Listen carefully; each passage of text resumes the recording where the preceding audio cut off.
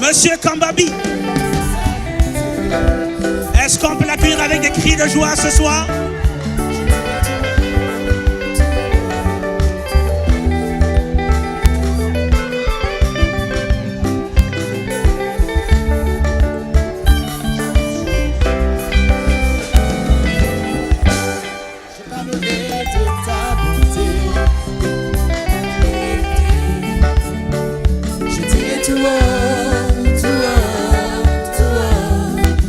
Tu as fait pour moi, je proclamerai la gloire de ton nom. Je parlerai.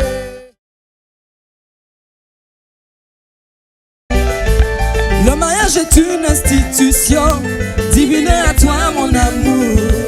À jamais je serai fidèle, et cela durant toute ma vie. Durant toute ma vie.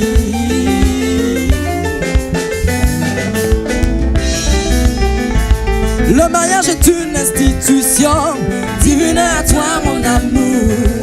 À jamais je serai fidèle, et cela durant toute ma vie. Durant toute ma vie.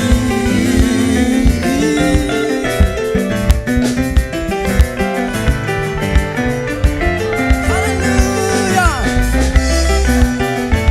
Le mariage est une institution divine à toi mon amour.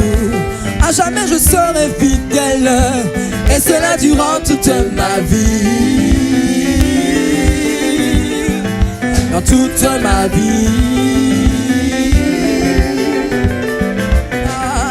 Nalibala oya ba Christ, salake ba mama. Libala oya Nzambe.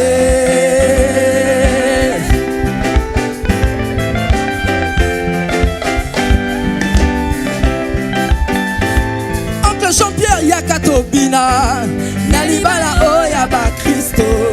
Oncle Manuel Yakabina, Nalibala Oya ba Christo. C'est Bella, c'est Bella.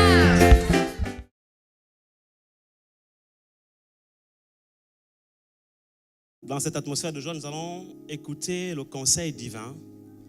Parce que voyez-vous, la question de Dieu est avant tout une affaire de royaume. C'est une histoire d'un roi. Et c'est Christ qui est le roi. Il est le roi des rois. Et donc, par rapport à cette notion de roi, lorsqu'on devient chrétien, nous faisons partie d'une grande famille royale. Nous devenons des princes et des princesses. Et nous entrons donc automatiquement dans un royaume. Et comme tout royaume est une nation, il a aussi une constitution. Ce royaume a une constitution qui est un ensemble de lois qui régissent le fonctionnement de la vie des êtres humains nés de nouveau au sein de ce royaume. Et comme toutes les lois sont constituées en articles, il y a des articles aussi dans les lois. Et comme tout ensemble de lois, ces lois sont contenues dans un livre qu'on appelle la Constitution, pour le cas d'un pays comme la France, et qu'on pourrait appeler la Constitution divine pour le cas du royaume de Dieu. Et ce livre, vous le connaissez tous, n'est rien d'autre que la Bible. Alléluia. Et celui qui a institué le mariage, Dieu, a consigné des lois à l'intérieur de cette constitution divine qu'on appelle la Bible, qu'il est donc important de rappeler, tout comme lorsque vous allez à la mairie, le maire s'évertue à vous rappeler les lois du pays qui régissent la question du mariage. Et c'est donc très important, au-delà des réjouissances, au-delà de l'aspect festif, que nous puissions un instant soit peu nous asseoir et écouter attentivement le conseil divin, les articles de loi qui seront déclinés issus de la constitution divine, c'est-à-dire la Bible. J'aimerais vous inviter à prendre avec moi vos Bibles dans le livre de Éphésiens, pour ceux qui l'ont, bien entendu. Sinon, vous les lirez, les versets avec nous, parce qu'ils s'afficheront à l'écran. Éphésiens, c'est l'épître, c'est l'une des épîtres écrites par l'apôtre Paul. L'apôtre Paul a écrit plusieurs épîtres adressées à plusieurs églises. À l'époque, on n'avait pas de dénomination. On n'appelait pas, par exemple, l'église Sive, l'église ADD, l'église ceci, l'église cela. Non, ça n'existait pas avant. À l'époque, l'église portait le nom de la ville dans laquelle elle était implantée. Par exemple, là, c'est une lettre écrite à l'église d'Éphèse. Éphèse étant une ville. Comme on pourrait dire, lettre ou épître écrite à l'église de Bordeaux. Au chapitre 5, nous lirons à partir du verset 32, seulement d'ailleurs le verset 32. Et pourquoi seulement? Je pense qu'il est quand même important de lire un peu plus haut. C'est plus intéressant. Ça permet de comprendre le contexte. On va lire à partir du verset 25. Marie, aimez vos femmes comme Christ a aimé l'Église et s'est livré lui-même pour elle. Là, je me retourne vers les hommes. Marie, aimez vos femmes comme Christ a aimé l'Église et s'est livré lui-même pour elle afin de la sanctifier par la parole, après l'avoir purifiée par le baptême d'eau. D'autres versions disent par l'eau du baptême. Afin de faire paraître devant lui cette épouse glorieuse, sans tache, ni ride, ni rien de semblable, mais sainte et irrépréhensible. C'est ainsi que les maris doivent aimer leurs femmes comme leur propre corps. Je cherche le mot en lingala pour dire, tu as compris. Oyoki. Celui qui aime sa femme s'aime lui-même, car jamais personne n'a haï sa propre chair. Mais il la nourrit et en prend soin, comme Christ le fait pour l'Église, parce que nous sommes membres de son corps. Merci Seigneur, parce que je n'ai jamais frappé ma femme. Je n'ai jamais levé la main sur ma femme ni contre ma femme. Je n'ai jamais giflé ma femme. Ce verset veut dire que si tu le fais, tu es en train de te gifler toi-même. Parce que personne n'a jamais haï son propre corps. C'est pourquoi l'homme quittera son père et sa mère et s'attachera à sa femme et les deux deviendront une seule chair. Le verset 32, celui qui est donc la base de notre exhortation, notre méditation de cet après-midi, nous dit ceci. Ce mystère est grand. Donc, il parle du mystère du mariage. Il dit le mystère du mariage. En fait, le mariage est un mystère. Il dit ce mystère est grand. Je dis cela par rapport à Christ et à l'Église. Donc, voyez-vous, l'apôtre Paul nous pose un fondement important ici concernant le mariage. Il dit déjà à l'homme d'aimer sa femme, et vous comprenez effectivement que la question de la soumission vient après, parce qu'il a d'abord dit à l'homme d'aimer sa femme. Lorsque l'homme aime sa femme, finalement, la soumission devient automatique. Parce qu'une femme aimée se soumet naturellement et non par contrainte. Et la soumission de la femme en ce moment n'est plus une contrainte de l'homme chef et qui impose une certaine autorité comme si l'autorité se réclamait, alors que l'autorité, la vraie, se reconnaît. Mais en ce moment, la soumission de la femme devient une déclinaison, une résultante, un fruit qui coule comme une eau douce, qui coule vraiment d'elle-même, la soumission envers son mari, parce qu'elle se sent aimée, parce qu'elle se sent simplement sécurisée. Donc en ce moment, Dieu n'est pas en train de placer l'homme comme étant une personne en situation d'autoritarisme, mais bien entendu, l'homme qui est le chef de l'église, de l'épouse, est placé en position d'autorité. Et c'est important que je vous fasse cette nuance. Il y a une nuance énorme entre l'autoritarisme et l'autorité. L'autoritarisme, on est dans la force, on est dans la manipulation, on est dans la contrainte, dans la violence, on est dans l'assujettissement, l'esclavage. En ce moment, ce n'est plus un mari, il devient un gourou.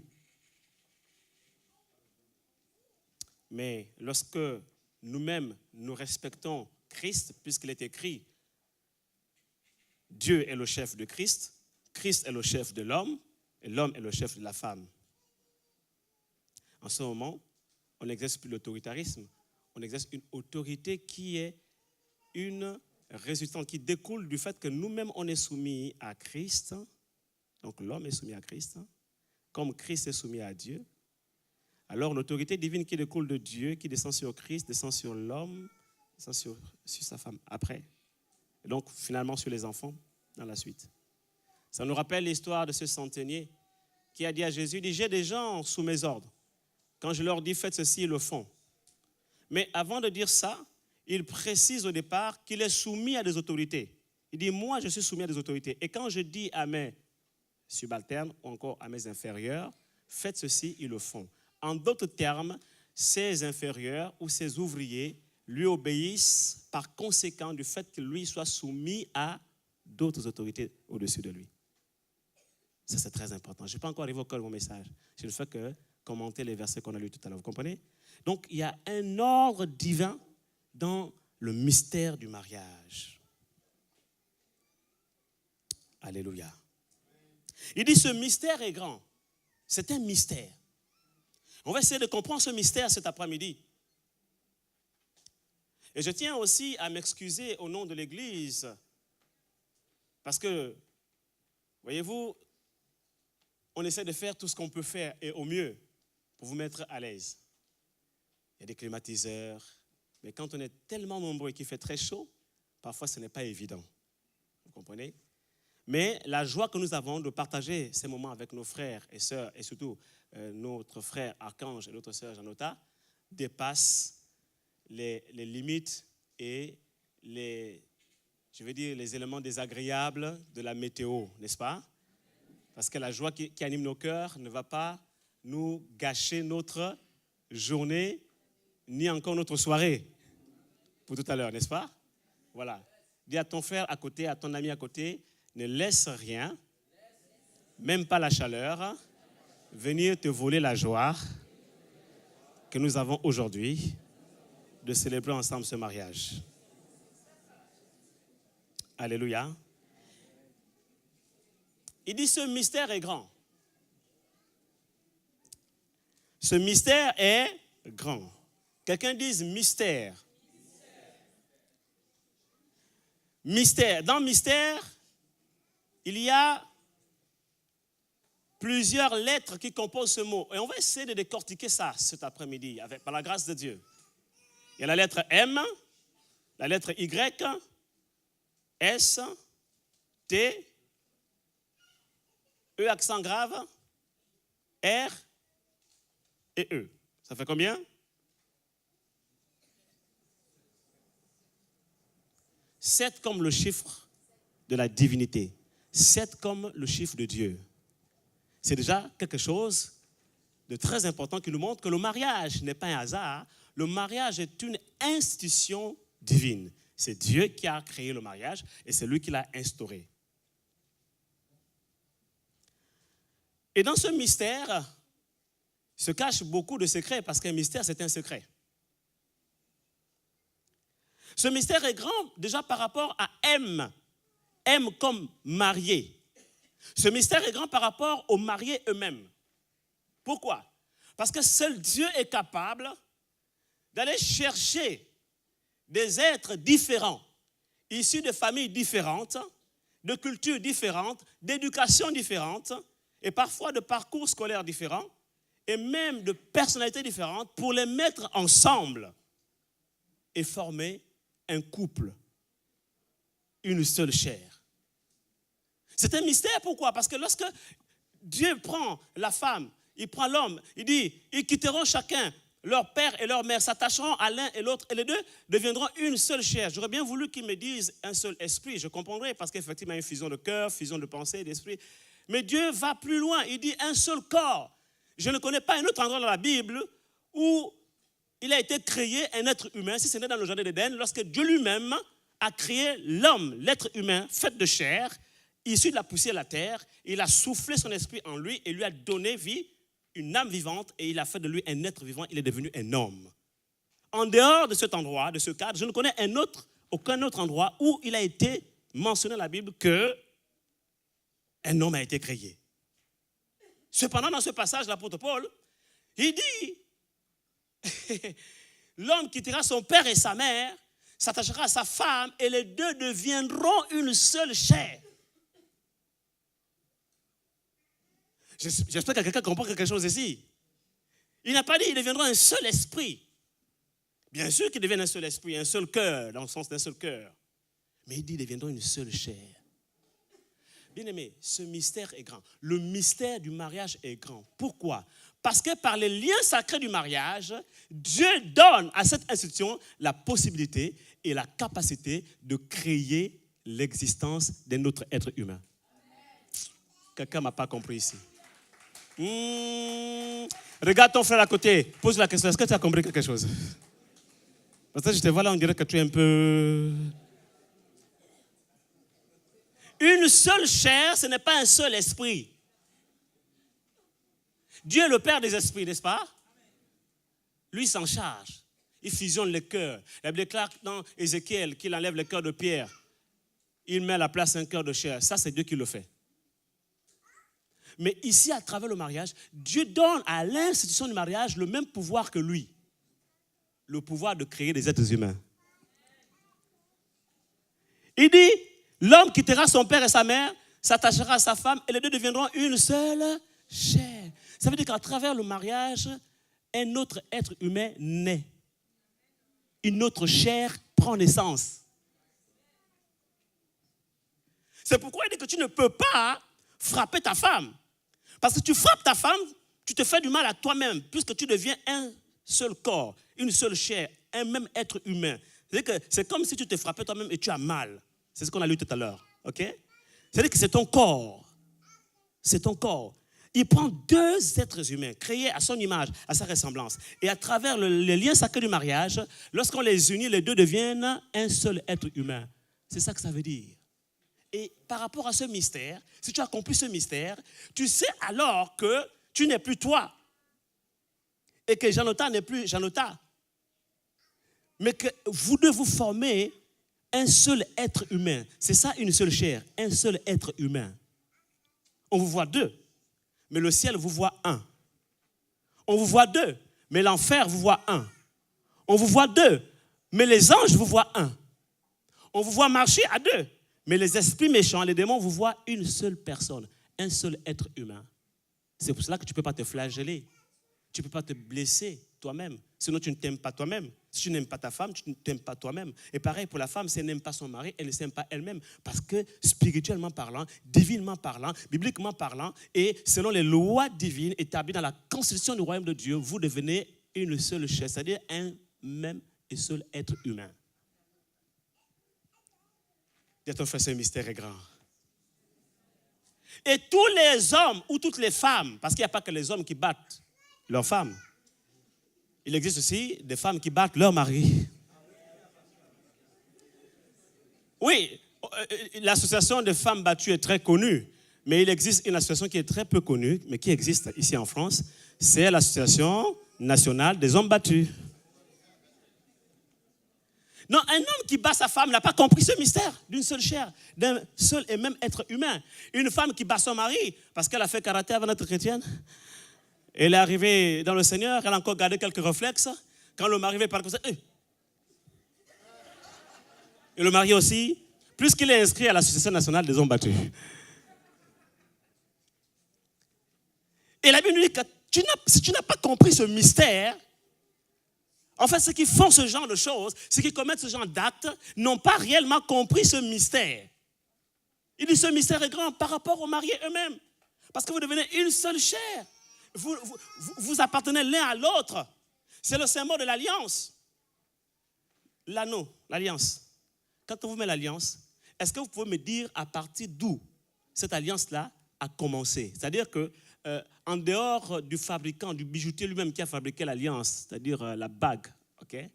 Et même lui-même, je me demande s'il pourra se souvenir, je ne pense même pas parce que c'est passé par des machines, tout un processus, ok? Et même le bijoutier lui-même, le fabricant ne peut pas te dire à quel endroit il a commencé à tisser l'alliance pour que cette alliance forme un cercle. Il ne peut pas te dire. Seul Dieu est capable de le faire. C'est l'image d'une seule chair. L'alliance vous lie de telle sorte qu'on ne sait plus où a commencé cette affaire, où est l'homme, où est la femme. Ce mystère est grand. Par rapport à l'homme et à la femme, aux mariés, pourquoi? Mais parce que, comme le représente si bien cette église, il y a plusieurs nationalités, plusieurs cultures, et cette église est définie comme étant une église multiculturelle. C'est la raison pour laquelle d'ailleurs, pour ceux qui n'ont pas trop compris pourquoi il fallait attendre que les mariés soient là, etc. pour commencer, on a dû commencer en retard. Vous savez, nous ici, on a l'habitude de commencer nos réunions toujours à l'heure. Mais par rapport à ce mariage bien précis, nous respectons les mariés. Comme ce mystère est grand par rapport aux mariés eux-mêmes, c'est leur jour de joie, c'est leur jour de bonheur, nous nous soumettons aussi à leurs exigences. Il se trouve que les stars se font toujours attendre, et nous avons attendu les stars.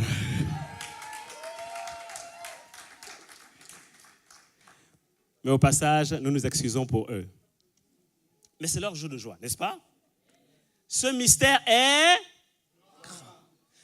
Grand aussi par rapport à quoi? Mais quand Dieu a créé l'homme, la femme n'était pas là. Quand Dieu a créé la femme, l'homme n'était pas là. La Bible déclare que l'homme était plongé dans un profond sommeil. Donc tout ce que Dieu a dit à l'homme, lorsqu'il a créé l'homme, la femme n'était pas là.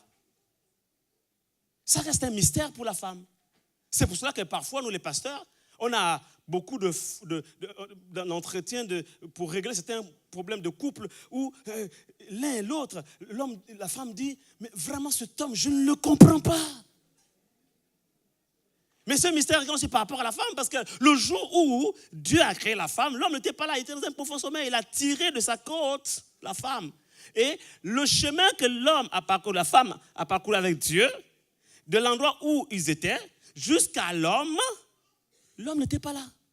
Donc tout ce que Dieu a dit à la femme, l'homme ne le sait pas. Ce sont des secrets entre Dieu et la femme. C'est pourquoi ma femme, j'ai aimé le livre qu'elle a écrit. Elle a écrit un livre intitulé « Secrets de femmes ». Frère, tu devras lire les secrets de femmes. Mais ce mystère est grand par rapport au fait que la femme, tout comme l'homme, reste un mystère que seul Dieu maîtrise. Donc tu ne peux pas connaître l'autre en profondeur si tu ne connais pas Dieu. Parce qu'il n'y a que Dieu qui peut te révéler qui il est. Il n'y a que Dieu qui peut te révéler comment il l'a créé et comment il fonctionne. Donc si tu veux connaître l'homme, là je parle à la femme, il faut connaître Dieu. Et si tu veux connaître la femme, je parle à l'homme, il faut connaître Dieu. Parce que c'est lui qui détient les mystères de l'un et de l'autre. Oh, quelqu'un ici acclame Jésus.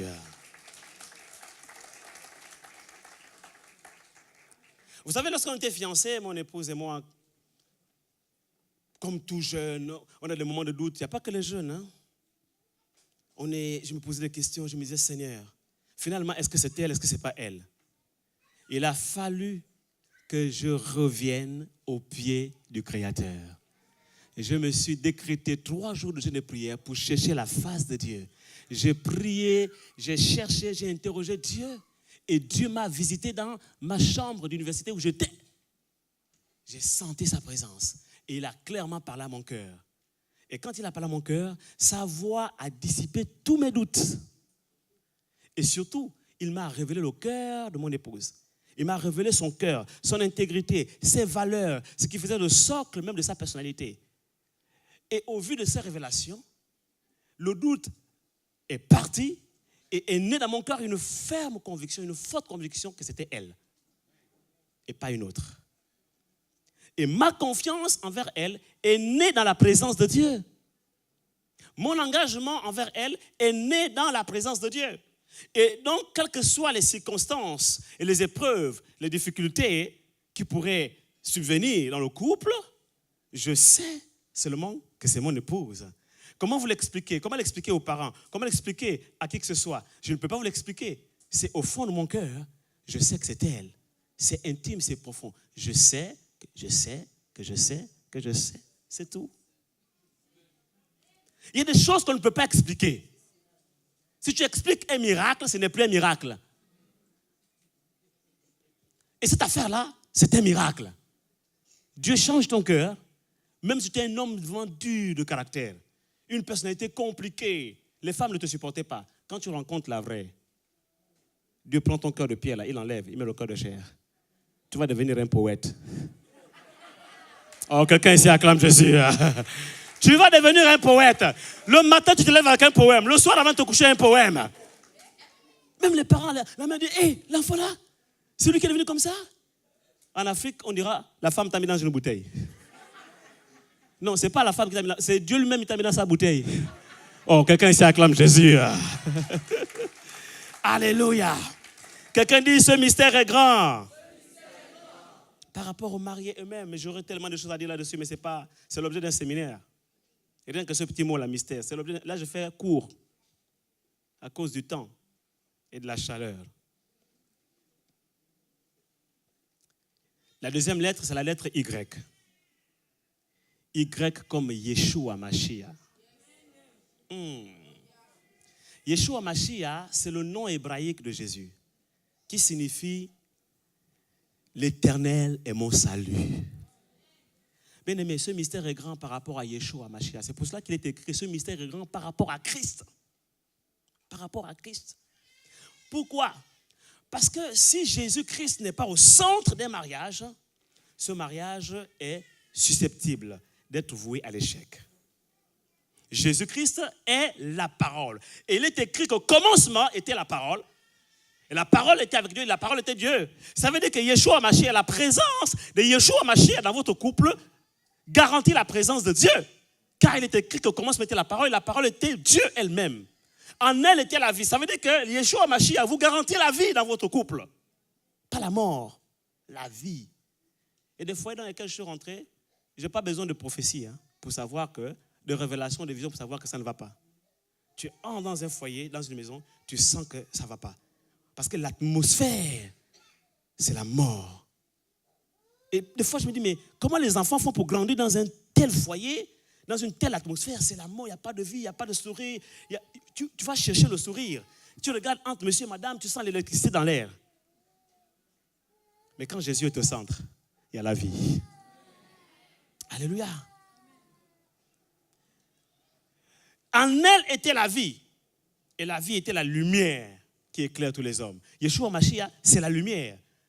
Un foyer où Jésus est au centre, c'est un foyer qui est éclatant. Leur lumière va grandissante jusqu'au milieu du jour. C'est une lumière qui ne s'éteint pas.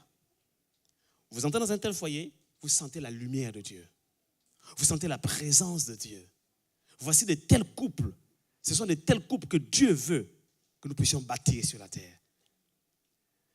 Lorsque Jésus était dans la barque avec ses disciples et qu'il y avait la tempête, vous connaissez l'histoire. Parce que Jésus était dans la barque, ils n'ont pas chaviré. Ils n'ont pas coulé. Bien aimé, le problème de beaucoup de couples aujourd'hui, chrétiens comme non chrétiens, ce n'est pas parce que tu t'es marié à l'église que forcément Jésus est au centre de ton couple. Non, ce n'est pas parce que tu es chrétien et que tu viens à l'église, tu transportes de grosses Bibles et que voilà, tu viens dans une église tous les jours et tu te maries à l'église que finalement, c'est garanti que Jésus est au centre de ton couple. Non.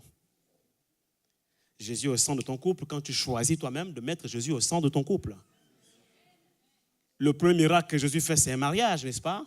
Il change l'eau en vin. Mais quand vous lisez cette histoire dans Jean chapitre 2, il est écrit que le jour des noces à Cana, la mère de Jésus fut invitée et Jésus aussi fut invité. Le problème de beaucoup de personnes aujourd'hui, c'est qu'ils n'ont pas invité Jésus dans leur mariage. Et beaucoup de ceux qui ont invité Jésus dans leur mariage ont fait de Jésus un simple invité et non un résident. Ce mystère est grand par rapport à Yeshua Mashiach. Pourquoi? Parce que Yeshua Mashiach, c'est l'Éternel et mon salut. Le salut signifie la guérison, la délivrance, la bénédiction, la prospérité, le bien-être, la joie, la paix, etc. Vous comprenez cela? Ça, c'est le salut. C'est-à-dire qu'un vrai mariage, un mariage où Jésus-Christ, Yeshua Mashiach est au centre et à l'intérieur, c'est la paix, c'est la joie, c'est la bonne santé, voilà, c'est la prospérité. Et vous allez voir que beaucoup de personnes qui sont vraiment mariées, et c'est là aussi le mystère du mariage, ont vu leur vie littéralement changer. Pourquoi? Moi, je me souviens quand je me suis marié, il y a des situations dans lesquelles nous étions, mon épouse et moi, quand on était encore fiancés, il y a des situations dans lesquelles nous étions, mais quand on s'est marié, on a vu les choses se décanter comme ça, se débloquer, des portes qui s'ouvrent. On avait reçu des promesses depuis longtemps que Dieu nous enverrait servir hors des frontières de notre pays. Moi, j'avais introduit un passeport qui avait mis quasiment 8 mois et c'était mis dans les oubliettes, dans les tiroirs. Beaucoup d'entre vous, vous connaissez comment ça se passe en Afrique. Si tu n'as pas quelqu'un qui te pousse la chose devant, si tu n'as pas un petit billet que tu donnes, ça n'avance pas. Mais juste après notre mariage, on ne sait pas par quel miracle, le passeport est sorti des tiroirs et en espace de 2 semaines, j'ai eu mon passeport. Je n'avais pas d'argent dans mes poches pour venir ici en France, mais les frères qui ont amené les cadeaux, etc., quand on ouvre les cadeaux à l'intérieur, on voit des enveloppes, on sort les enveloppes, on compte l'enveloppe jusqu'à 1 500 000 francs CFA, l'équivalent de combien en euros là? Je ne sais pas, près de 2 000 euros. J'ai eu mon billet sans problème. J'aime même encore, en plus du billet, j'ai eu la monnaie. Mais c'est des situations, c'est des dossiers, pour ne prendre que cet exemple-là, qui étaient bloqués depuis des années. Mais pourquoi? Le jour du mariage, ça s'est débloqué. Parce que le mariage, c'est Yeshua Mashiach, l'Éternel est mon salut. Oui, acclame Jésus, alléluia. Et je parle à quelqu'un ici.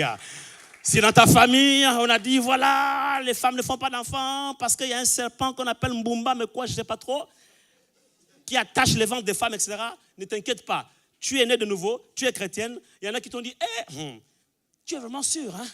Vraiment, va essayer un peu. Parce qu'on ne s'engage pas avec une femme comme ça. Si elle ne fait pas d'enfant, tu fais comment? Essaye un peu. Voilà, avant le mariage, il faut un peu essayer. Comme d'autres disent, il faut essayer un peu la chaussure. Au passage, une femme n'est pas une chaussure qu'on essaye et qu'on laisse.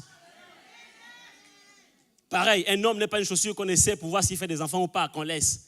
Même si dans la famille, il y avait une malédiction qui faisait en sorte que les hommes ne font pas d'enfants ou les femmes ne font pas d'enfants parce que le serpent Mbumba qui a attaché le ventre.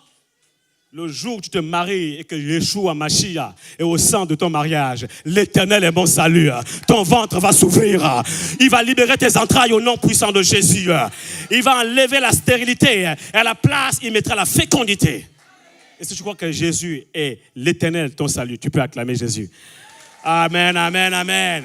Là, je suis en train de prophétiser. Je déclare que toute personne née de nouveau qui entre dans l'alliance du mariage et avec Christ au centre est libérée de la stérilité. Et libéré de toutes les malédictions, tout est brisé parce que Yeshua Mashiach, Yeshua Mashiach. J'aurais tellement de choses à dire là-dessus, mais le temps nous est compté. Il faut un séminaire pour décortiquer chaque lettre. Le salut, c'est ça de quoi je parle. Quand j'ai épousé celle que j'ai aujourd'hui comme épouse, avant, elle est une famille où il y avait beaucoup de choses bizarres. Maladie sur maladie. Mais quand on s'est marié, j'ai dit, écoutez, vous mystère des ténèbres, à partir d'aujourd'hui, elle n'est plus votre fille. Ah! Parce que, comme tout à l'heure, quand le père vient avec la fille, attrape comme ça, c'est le père. Jusqu'à présent, c'est encore sa fille. Il marche, tac, tac, tac, vers le futur homme. Parce que jusqu'à présent, c'était son homme. Jusqu'à présent, c'était son homme. L'exemple d'homme qu'une jeune fille a, le premier exemple, c'est son père.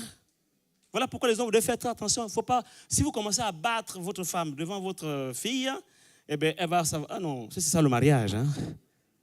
Parce que la première image d'homme qu'une jeune fille a, c'est son père. Donc, il vient avec sa fille. Et quand il te donne sa fille, et que tu prends sa fille maintenant, il se passe en ce moment un mystère puissant. C'est le mystère du transfert. Un transfert d'autorité, un transfert aussi de responsabilité. Jusqu'à présent, il veut dire, j'ai fait un chemin avec elle, on a marché ensemble jusqu'à présent, je l'ai mise au monde, j'ai changé ses couches, je l'ai nettoyée, je l'ai habillée, je l'ai nourrie, je l'ai envoyée à l'école. Maintenant, aujourd'hui, mon rôle s'arrête là, c'est à toi de prendre le relais.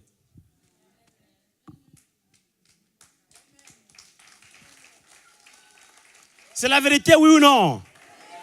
Alors acclame Jésus. Alléluia. Mais attention, derrière ce transfert d'autorité et ce transfert de responsabilité, il y a également un transfert de spiritualité. C'est-à-dire que la fille quitte la sphère spirituelle de sa famille, l'environnement spirituel de sa famille et entre dans un nouvel environnement spirituel qui est celui de son mari. À partir de ce moment, tous les sorciers et tous les démons, les esprits méchants de la famille qui ont traversé les siècles de générations et qui ont malmené cette famille, à partir de cet instant, leur rôle et leur autorité, leur droit s'arrêtent le jour du mariage. Oh, quelqu'un ici acclame Jésus. Ah. Ça s'arrête net.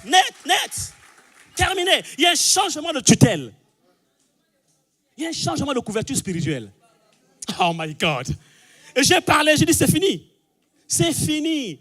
Vos histoires de voilà, les gens ne font pas d'enfants, vos histoires de voilà, malade, c'est terminé aujourd'hui. Elle est entrée dans ma sphère.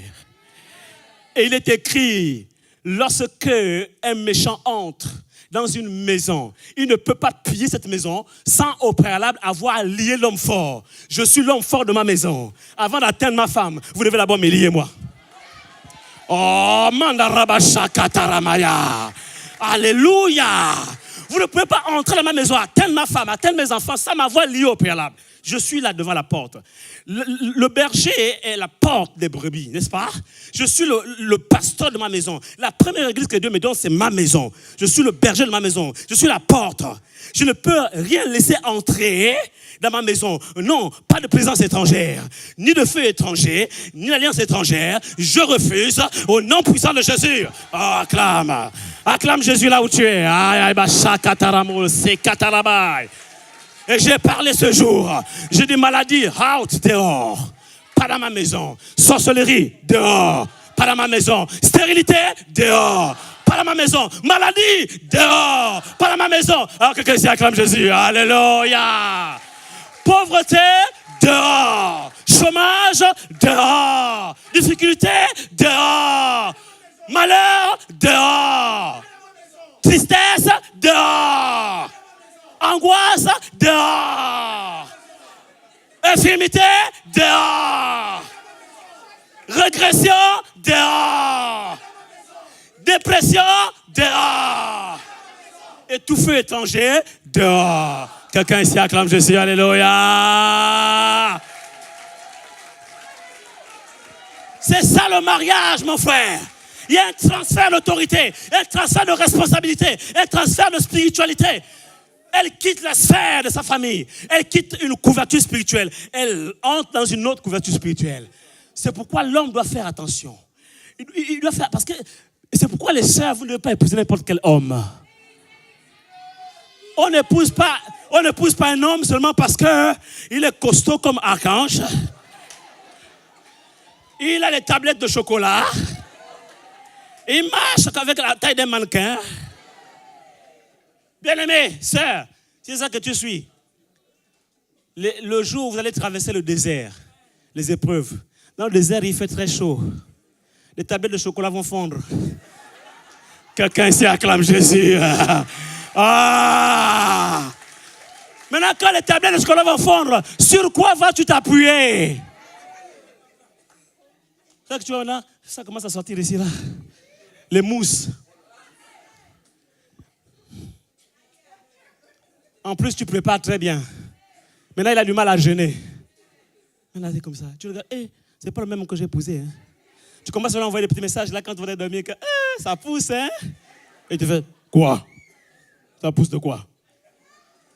Un bon homme orgueilleux. Ou bien l'homme, c'est la femme taille mannequin, taille de guêpe, qui marche là comme... Ah ouais, c'est la silhouette taille de guitare, forme de guitare. Épouse-la. Si ce n'est pas réellement une convertie de nouveau, si Yeshua Mashiach n'est pas au centre de sa vie, elle va se transformer de taille de guêpe. Elle deviendra pour toi une guêpe de taille. Quand elle cogne sur la tête, là, nous qui avons la calvitie bientôt, là, ça fait très mal, n'est-ce pas? On avait les cheveux tranquilles en Afrique, on arrive en France, le calcaire, l'eau, commence à bouffer les cheveux. Oh, quelqu'un ici acclame Jésus. Donc maintenant, quand la femme se transforme en guêpe de taille, ça fait très mal, n'est-ce pas? C'est comme ça que beaucoup se retrouvent inscrits à l'Association nationale des hommes battus. SOS médecins. On va aller vite. Y comme Yeshua. Dites Yeshua. Yeshua Mashiach, l'Éternel est mon salut. Et je prophétise que votre mariage va ouvrir les portes à la manifestation de la plénitude du salut dans votre vie. Tout l'héritage du salut acquis à la croix de Golgotha, qui n'est pas encore manifesté en ce jour, pendant que vous étiez célibataire, alors que vous entrez dans l'alliance du mariage, se manifeste maintenant. Les portes qui étaient fermées autrefois s'ouvrent pour vous. Dans le nom de Jésus, les portes du travail, les portes des enfants, les portes de bénédiction, les portes de l'élévation, les portes de la grâce, les portes de la faveur, les portes de la reconnaissance, les portes du salut, de la guérison, de la pleine santé divine, les portes du bonheur, les portes de la domination spirituelle, de l'influence spirituelle. Ces portes-là s'ouvrent pour vous maintenant au nom de Jésus. Quelqu'un ici acclame le Seigneur. Yeshua Mashiach, l'Éternel est mon salut. Thank you, Lord. Est-ce comme Seigneur? Ce mystère est grand parce que Jésus doit être le Seigneur. Le Seigneur, le Maître. Il y en a qui ont accepté Jésus comme Sauveur, mais pas comme Seigneur. Seigneur, il est Maître. Il a déclaré que tout disciple accompli sera comme son Maître. Beaucoup d'hommes aujourd'hui disent femme, sois soumise à ton mari. D'ailleurs, même dans la Bible, il est écrit que Sarah appelait son mari Abraham Seigneur. Il n'y a pas de problème. Ta femme t'appellera Seigneur si toi, tu as fait de Christ ton Seigneur. C'est l'ordre divin. Dieu est le chef de Christ. Christ est le chef de l'homme. Donc Dieu est le Seigneur de Christ. Christ est le Seigneur de l'homme. Et l'homme est le Seigneur de la femme. Vous comprenez? Quand l'ordre n'est pas établi, ne sois pas étonné que la femme ne puisse pas se soumettre. Parce que l'ordre divin n'est pas établi. Il y a un désordre quelque part. Fais de Jésus ton Seigneur. T'es comme transformation. J'ai plus le temps de te commenter, mais on va aller vite. T'es comme transformation. Je disais tout à l'heure, quand tu maries, un vrai mariage, selon Dieu, où Jésus est au centre, un vrai mariage change un homme. Moi, je ne suis plus le même homme. Ah, je vous assure. Et le moment quand je me regarde à la glace, je me regarde à la glace, je vois ce que je suis devenu aujourd'hui. Je dis, Jésus change de vie. Hein? C'est pourquoi, pour ceux qui me connaissent, j'aime souvent dire, j'aimerais vous présenter, quand je présente ma femme, j'aimerais vous présenter une personne qui, après Dieu, après Jésus-Christ, a changé ma vie. Quand je l'ai rencontré, notre rencontre a fait de moi un autre homme. J'ai été changé en un autre homme. Ah, je ne peux pas vous décrire qui j'étais. Je vous assure, si je commence à vous faire mon témoignage, on partira d'ici même à 21h. Mais ceux qui me connaissent, ils savent que vraiment, Dieu a changé mon cœur. Vous savez, hein, Dieu a changé mon cœur. Ça, le cœur de l'être humain, aucun autre être humain ne peut le changer. Il n'y a que Dieu. Hein, c'est lui qui prend les cœurs de pierre, il enlève les cœurs de pierre, il met à la place les cœurs de chair, n'est-ce pas? Lui change les cœurs. Mais ma femme a changé ma vie. Notre rencontre a changé ma vie. C'est-à-dire mes comportements, mes habitudes. OK? C'est-à-dire ma façon d'être, ma façon de m'habiller, ma façon de me tenir devant les gens, ma façon de parler, ma façon de faire les choses quand on fait des projets, ma façon d'appréhender la vie. Oui, sa présence dans ma vie a changé ma vie. Parce que Dieu change ton cœur, hein? Mais tes comportements, c'est à toi de les changer. Hein? Et quand il te donne une femme ou un mari, c'est pour que le fer aiguise le fer, afin que le comportement change. Parce que le comportement, c'est ta responsabilité. Dieu, sa responsabilité, c'est le cœur. Oui. Et c'est pourquoi je me veux dire, femme, vous avez le pouvoir de changer un homme. Vous n'avez pas le pouvoir de changer son cœur. Je le répète, Dieu seul est capable de changer son cœur. Et si tu n'as pas Jésus ce soir, cet après-midi, tu as besoin de Jésus dans ton cœur parce que c'est lui celui qui est capable de changer ton cœur. Mais les comportements, quand tu as une femme de prière, une femme consacrée, tu peux changer ton mari. Pareil pour le mari, tu peux changer ta femme. La manière dont je parle aujourd'hui, je ne parlais pas comme ça avant. La sagesse que j'ai aujourd'hui, le fer aiguise le fer. Et pour cela aussi, il faut que l'homme soit humble pour écouter quand la femme parle. S'il reste sur les hauteurs de son autorité de chef, il va dire, femme, tais-toi. Il est écrit dans la Bible que les femmes n'ont pas le droit de parler quand un homme parle. Il a même modifié le verset. Pareil aussi, la femme doit accepter que l'homme lui dise non, là ça ne va pas.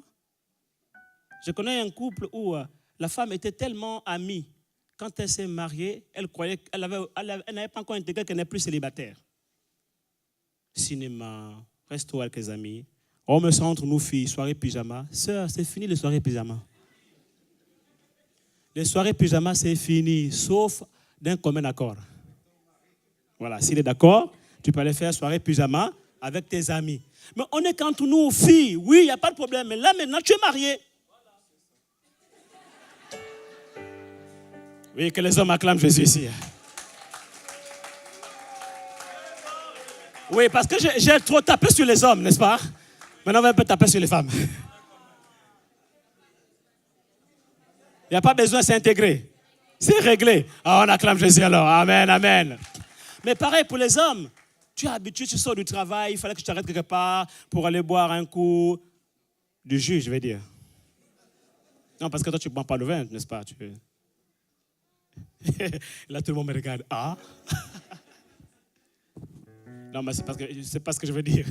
Je veux dire que tes comportements, hein, de ne pas rentrer à l'heure à la maison, de rentrer tout en tard, que tu avais autrefois, quand tu rentres dans les liens sacrés du mariage, ça change et ça doit changer.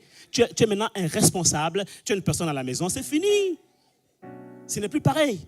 Tu dois changer de comportement. Ta façon de parler, de t'habiller. Avant, tu étais comme un bon célibataire. Dans ta maison, tu étais seul chez toi, ta chambre, seul. Quand tu rentrais, tu es fatigué, tu balances la chaussette là-bas, la chaussure là-bas, le caleçon accroché sur le placard. Ta vie était informe et vide. Mais quand la femme est rentrée maintenant, vous êtes mariés, frère, ça doit changer. Ça doit changer. C'est-à-dire qu'elle va te dire, mais c'est quoi cette histoire-là? Elle rentre, le caleçon qui pense sur le placard. Mais non, mais il y a des endroits. Quel endroit? Je n'ai pas oublié. Moi, mais je me retrouve dans mon désordre, je me retrouve. Non. Il y a des corbeilles qu'on appelle des filets. Tu prends, tu mets à l'intérieur. Mais si avant, tu ne connaissais pas tout ça, laisse qu'elle t'explique, parce que les femmes connaissent mieux ça. Oh, acclame Jésus, alléluia. Hein? Moi, j'ai balancé mes chaussures partout. Elle me dit, en fait, il y a ce qu'on appelle des... J'ai oublié le nom encore, là. Hein? Des trucs qu'on achète à Ikea, là. On met les chaussures dedans. Voilà. Comme ça, dans la chambre, ça ne sent pas mauvais. Tu vois? Et puis, elle me dit, tu vois, le jour comme ça, tu ouvres un peu les nacos. Tu mets les chaussures dehors. Quand le soleil, là, ça frappe, ça fait partie un peu. Après, comme ça, quand tu fais rentrer, voilà. Et puis, comme ça, c'est bon. Et puis, tu peux mettre aussi... Tu vois, non? Voilà. Quelqu'un ici acclame Jésus. Alléluia. Je prenais ma veste, je transpirais. Dimanche prochain, je remets encore ma veste. Elle me dit, tu es un homme de Dieu, tu prêches, tu imposes des mains aux gens. Tu imposes des mains aux gens, une bonne odeur qui sort. La personne va tomber, tu vas croire que c'est l'onction. Quelqu'un ici acclame Jésus. Alors que ce n'est pas l'onction, c'est la mauvaise odeur, le parfum qui sort. Donc, elle m'a montré qu'il y a des parfums qui existent là. Et moi, quand elle m'a dit non, je suis allé, elle m'a dit, ok, je vais obéir. Je vais m'acheter un parfum, j'achète le parfum. Je vais au supermarché, à Carrefour, ou à Auchan, c'est plutôt. Et je vais au rayon à la parfumerie, j'achète parfum Axe. Quand je rentre, elle me dit, mais c'est quoi ça? Je dis, mais c'est le parfum Axe. Elle me dit, non, ça c'est pour les ados. Acclame Jésus. Donc, j'ai dit, mais il faut m'expliquer. Parce que moi, je suis né d'une famille, tout ça, on ne connaît pas. Anniversaire, maman, on ne connaît pas comment on fait anniversaire. La première fois, on a fait anniversaire, c'est quand elle est rentrée dans ma vie. Elle a fait surprise, maman. J'arrive comme ça, surprise anniversaire à la maison. Tout le monde était là. La joie et tout ça, joyeux anniversaire. Maman, j'ai pleuré. J'ai pleuré. Elle avait fait à manger, la boisson, les amis, les frères en Christ. Donc je me suis dit, comment ça, première fois de ma vie, anniversaire. Donc j'ai pleuré pour 2 raisons. La première raison, c'est l'émotion, papa. J'étais ému. Donc ma vie va changer comme ça. Je voyais comment mon statut est en train de changer. De fils de pauvre prolétaire. Mais quelqu'un ici acclame Jésus. Alléluia. Jamais j'ai fêté anniversaire. Voilà, mon statut change. À partir de ce jour, maintenant, je me souviens que je suis né 26 août 1900. On ne dit pas. On acclame Jésus. Alléluia. On acclame Jésus. C'est la première raison pour laquelle j'ai pleuré, ma Maline. J'ai pleuré de joie comme toi. Tu as pleuré de joie là. C'est même pas fini. Jusqu'au soir, tu vas pleurer de joie. C'est l'émotion. Mais deuxième raison, papa, pourquoi j'ai pleuré? J'ai regardé toutes les dépenses. J'ai dit, mon Dieu, moi pauvre, issu d'une famille pauvre, j'ai dit, tout cet argent, moi qui mangeais un repas par jour, j'ai dit, tout cet argent, on peut manger pendant 2 semaines. Voilà la deuxième raison pourquoi j'ai pleuré. Oh, quelqu'un ici acclame Jésus. Mais elle était habituée à l'anniversaire. Son papa était député. Donc, mais quand il est rentré dans ma vie, mon statut aussi a changé. Et vous savez, en Afrique, peut-être pas ici en Afrique, quand un parent est député, toute la famille a immunité parlementaire. Donc, depuis ce jour, je me suis considéré que je suis le beau-fils du député. Attaché diplomatique par alliance. Oh, quelqu'un ici acclame Jésus. Alléluia. T'es comme transformation. Dites transformation. Changement. Oui, mon frère, le mariage change un homme. Et le mariage doit te changer. Lui là, il était marocain. Quand il s'est marié, il est devenu français. N'est-ce pas, ça change de statut? Témoignage vivant. Quelqu'un ici acclame Jésus. Alléluia. Changement même de territoire. On va vite. Accent grave. Ça, c'est la 5e lettre, n'est-ce pas? Accent grave comme ère. Une nouvelle ère. Une nouvelle ère commence, mon frère. C'est une nouvelle période de votre histoire qui commence. Une nouvelle saison commence. Les choses anciennes sont passées. Et voici toutes choses deviennent nouvelles. Ne considérez plus ce qui est ancien. Ne regardez plus aux événements passés. Car voici Dieu aujourd'hui fait une chose nouvelle. Un homme vient me voir à l'entretien. Il me dit, pasteur. Et je tiens à honorer tous les pasteurs qui sont à la place. J'ai oublié de le faire à l'entrée. On est tellement pris avec le temps. Tous les serviteurs de Dieu qui sont dans la salle, levez les mains. Je voudrais vraiment vous bénir, vous saluer au nom du Seigneur Jésus. Soyez les bienvenus. Et vous connaissez, cher pasteur, notre travail que nous faisons n'est pas facile. Et un homme qui me voit, il me dit, pasteur, j'ai un problème. Je lui dis, c'est quoi ton problème? Il dit, quand j'ai épousé ma femme, je savais qu'elle avait un enfant. Avant d'être chrétienne, elle a fait un enfant avec un monsieur. Mais depuis un temps, je n'accepte plus cette situation. Je dis, ah mon frère, pourquoi? Il me dit, j'aime toujours ma femme. Mais quand je vais accompagner ma femme pour aller déposer l'enfant ou récupérer l'enfant parce qu'il y avait la garde partagée, vous connaissez comment ça se passe? Alterner, voilà. Il dit, quand j'arrive, je regarde ce monsieur-là. Il m'énerve. Je dis, mais comment c'est une créature de Dieu? Il est créé à l'image de Dieu. Il dit, il m'énerve. Je dis, pourquoi? Il n'arrivait pas à me dire pourquoi. Il dit, non, il m'énerve. Et j'ai compris par sagesse qu'il ne voulait pas me dire pourquoi. Et j'ai deviné. J'ai dit, ah, il t'énerve parce qu'il a fait l'enfant avec la même femme que toi. Il me dit, mais oui. Et puis je lui pose la question, je dis, mais comment ça explique-moi? Mais non, mais quand je pense qu'il a avec la même femme que moi.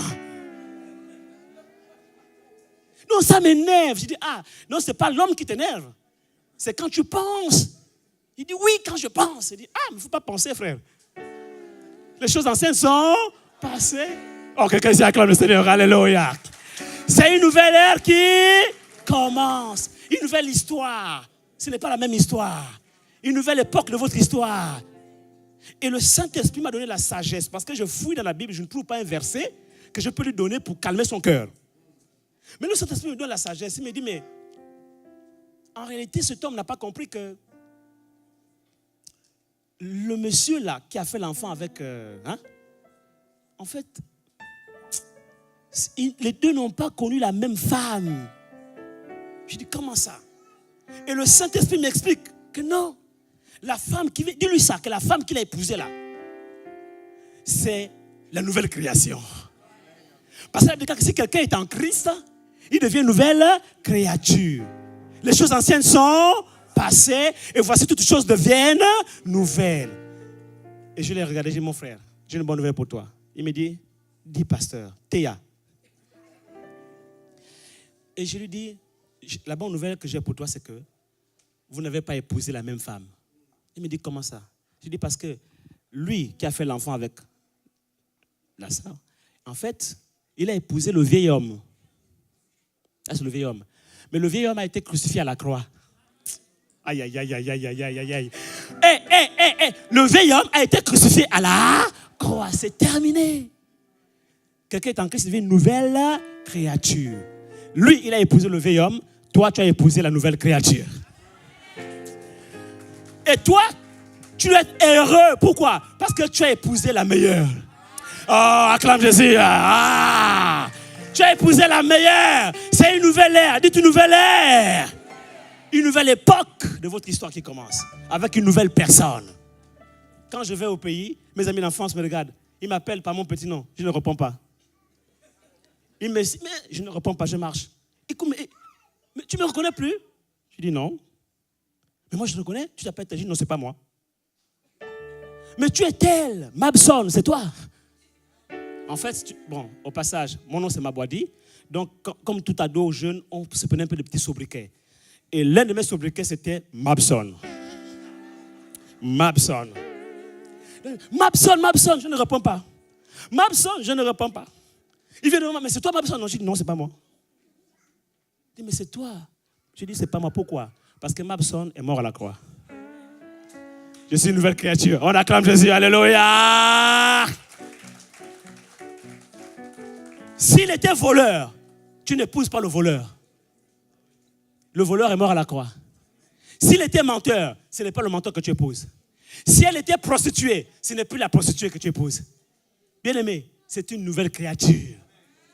Tu dois t'estimer heureux et heureuse parce que tu as épousé la nouvelle personne. Acclame Jésus. Ah! Je vois certains visages qui me regardent que il est beau ton discours, hein? Mais c'est là le problème. Il te manque la révélation. Quelqu'un dise nouvelle ère. Avant-dernier point, on va finir. Ère comme relation. Dites relation. Quelqu'un est fatigué ici? J'arrête par là.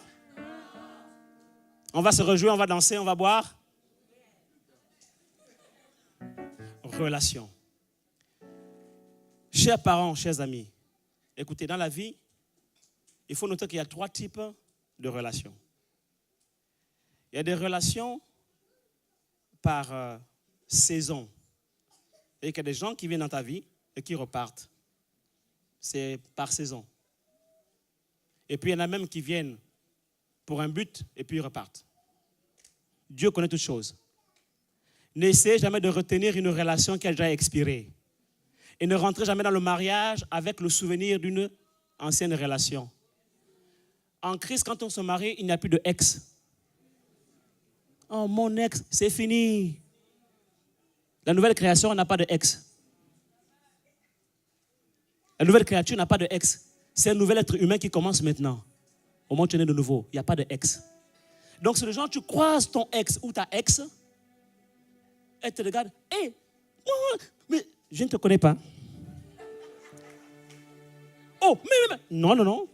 Bon, on a eu une histoire ensemble. Non. Désolé, mademoiselle, je pense que vous trompez de personne. Monsieur, désolé. Quelqu'un me comprend ici? Il n'y a plus de ex. Donc, si tu veux aborder la nouvelle relation que tu as avec ton mari ou ta femme, avec le souvenir des ex, avec mon ex, il me faisait souvent des cadeaux. Avec mon ex, il m'amenait au restaurant. Avec mon ex, il m'offrait les bijoux. Avec mon ex, il m'offrait des chaussures. Mais pourquoi tu n'as pas voulu... Si tu voulais te marier, pourquoi tu n'as pas épousé ton ex? Moi, je ne suis pas ton ex. Mon ex, il me faisait comme ça. Il me faisait comme ça. Non, toi, tu me fais comme ça. Moi, je ne suis pas ton ex. Je suis une nouvelle créature. Je fais comme Christ. Quelqu'un peut comprendre ici? Ça, c'est très important. Ne jamais vivre votre vie conjugale, votre mariage avec le souvenir de l'ex. C'est une nouvelle relation. Deuxième catégorie de relations sont les relations par intérêt. Les gens qui viennent te voir qu'à la fin du mois. Sont là, oh, beauté, ah voilà, ça côté là. Tu sais déjà que là, ça sent pas bon. Il y a anguille sous roche, et comme disent certains, anguille est sous la roche. Ça, c'est les relations par intérêt. Mais le troisième type de relation, c'est la meilleure. C'est la relation par alliance. Une alliance de cœur. Cette relation est dure. Jusqu'à ce que la mort vous sépare, jusqu'à ce que Christ vienne vous chercher. C'est ça l'alliance du mariage. Une relation non saisonnière, non par intérêt, mais une relation d'alliance. Quelqu'un ici acclame Jésus. C'est pour cela que nous, on ne prêche pas le divorce. On ne croit pas au divorce. Parce que l'alliance, elle est éternelle. Merci Seigneur. Et enfin, eux, comme engagement. Lorsqu'on a une alliance, on est engagé. L'alliance implique un engagement de cœur, mais aussi la fidélité. La fidélité. Oui, il y en a qui divorcent parce que l'autre l'a trompé, etc. La Bible dit effectivement que si pour un motif d'infidélité, la personne, l'homme peut divorcer. C'est écrit. Mais Jésus précise que c'est à cause de la dureté de vos cœurs, le cœur qui a du mal à pardonner, que Moïse a inscrit cette loi-là et que Dieu a demandé à Moïse d'inscrire cette loi. À cause de la dureté de vos cœurs, tu peux pardonner parce que tu es une nouvelle création. Dans l'ancienne alliance, eux, ils ne pouvaient pas pardonner. Ils n'avaient pas la capacité de le faire. Jésus n'était pas dans leur cœur. Le Saint-Esprit n'était pas en eux. Mais nous, la nouvelle création, nous avons la capacité, le pouvoir de pardonner les péchés des êtres humains. Ça fait mal dans la chair, mais tu peux pardonner. Tu peux pardonner. Je ne sais pas à qui je parle ici. Tu peux pardonner. Ce n'est pas la peine de divorcer. Je vois un dossier ici. Quelqu'un est au tribunal. Et je vois des médiations avec le juge des affaires familiales. Arrête cette procédure. Parce que alors que tu entends ce message, Dieu est en train de te parler. Tu peux pardonner. Tu peux pardonner. Parce que le jour où tu l'as aimé avec le cœur. Et l'alliance que tu as avec elle, c'est une alliance de cœur. Ou que tu as avec lui, c'est une alliance de cœur. Tu peux pardonner. Le seul cas où il y a vraiment raison valable de divorce, selon moi, c'est quand il y a violence à mort. Il devient un danger public. Alors en ce moment-là, on peut tolérer d'abord la séparation. Et après, si ça ne change pas toujours, la personne ne peut pas se soigner, etc. Et tout, pour la sécurité de la personne, on peut tolérer qu'il y ait divorce pour la vie de la personne. Mais même si la Bible autorise le divorce pour motif d'infidélité, la Bible nous enseigne aussi que c'est à cause de la dureté de leur cœur, n'est-ce pas? Et qu'en tant que nouvelle créature, nous pouvons pardonner. Et lorsqu'on pardonne avec amour, l'amour change un homme, l'amour change une femme. Et je crois que la personne étant confrontée à l'amour véritable, celui à qui on pardonne beaucoup, aime beaucoup. Et quand tu aimes beaucoup, tu n'as plus envie de faire du mal à l'autre. L'amour véritable change un homme, change une femme. Un homme infidèle, de homme infidèle, change l'homme en un homme fidèle. De la femme infidèle, l'amour change cette personne en une femme fidèle. Lèvons-nous, on va prier. Merci Seigneur. Oui, vous pouvez acclamer le Seigneur. Amen, amen, amen. Oui, acclamons très très fort le Seigneur pour sa parole. Merci Seigneur pour ta parole. Alléluia.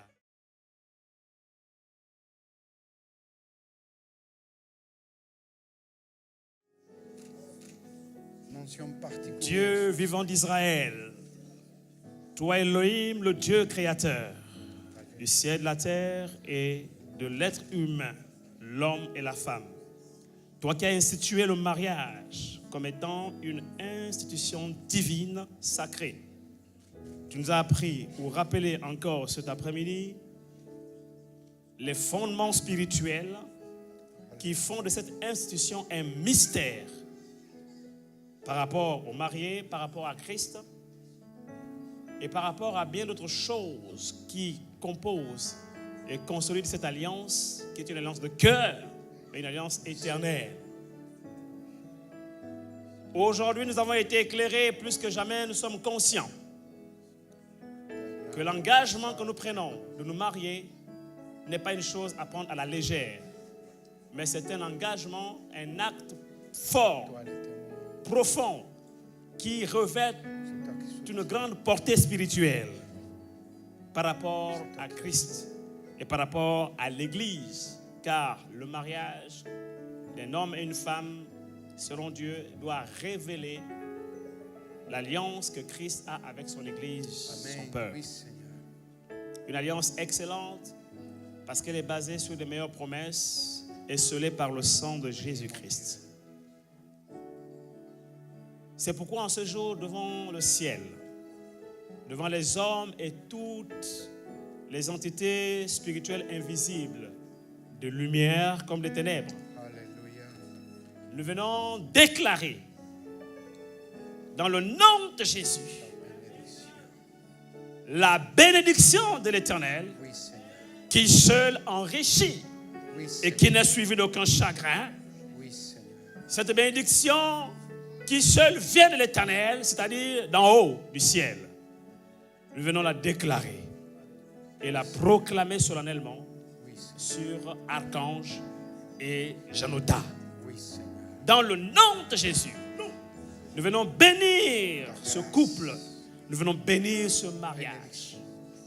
Yeshua Mashiach, l'Éternel, notre salut, manifeste ton salut dans la plénitude de l'héritage acquis à la croix de Golgotha en faveur de Archange et de Janota. C'est pour ça, dans l'ordre divin, nous déclarons la fécondité dans ce couple. Oui, au nom de Jésus, selon l'autorité spirituelle qui nous a été conférée, nous déclarons que les malédictions héréditaires et ancestrales sont brisées. Au nom de Jésus, nous venons rendre nuls et sans effet tous les complots sataniques contre leur vie et leur destinée au nom de Jésus. Nous déclarons que toute arme de guerre forgée contre leur union est brisée et rendue nulle et sans effet au nom de Jésus. Et toute langue qui s'élèvera en sorcellerie contre eux est brisée et condamnée au nom de Jésus. Nous déclarons qu'en cet instant, Janota change de couverture spirituelle. Elle quitte l'atmosphère et la sphère spirituelle de sa famille et elle entre dans une nouvelle sphère spirituelle, celle de la famille de Christ, celle du royaume de Dieu. Elle se place sous l'autorité spirituelle de son mari et elle est couverte par le sang de l'alliance, l'alliance de Christ qui vient sceller cette alliance de mariage dans le nom de Jésus. Amen. Ainsi, toutes les choses anciennes sont passées. Tout l'héritage spirituel ancestral issu de leurs familles respectives reste derrière, bien loin derrière eux. Tu as dit ne considérez plus ce qui est ancien, ne regardez plus aux événements passés, car voici une chose nouvelle est sur le point d'arriver. Nous déclarons et confessons que les choses anciennes sont passées et que voici toutes choses deviennent nouvelles. Au nom de Jésus. Grâce sur grâce. Grâce sur grâce. Amen. Grâce sur grâce. Amen. Que la bénédiction de l'Éternel coule comme l'huile qui est répandue sur la tête d'Aaron. Descend sur le long de sa barbe. L'huile coule maintenant. L'huile coule maintenant. L'huile coule maintenant. L'huile coule maintenant. L'huile coule. L'huile de la guérison. L'onction de guérison. L'huile de la grâce. L'onction de la faveur divine. L'huile de la bénédiction. La bénédiction du ciel. Celle qui seule vient de l'Éternel et qui seule enrichit. Au nom de Jésus. Vos entrailles sont bénies. Vos finances sont bénies. Vos projets sont bénis. Votre maison sera bénie. Vos mains sont bénies. L'œuvre de vos mains est bénie.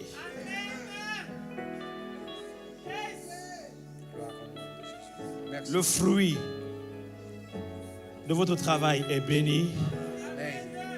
Toute source de revenus dans votre couple est bénie. Dans le nom de Jésus. Vos paroles même sont bénies. Quand l'un parlera à l'autre, les paroles seront assaisonnées de grâce. Comme une sauce de sel. Oui, comme une sauce est assaisonnée. Amen. Les paroles de l'un de l'autre seront assaisonnées de grâce. Amen.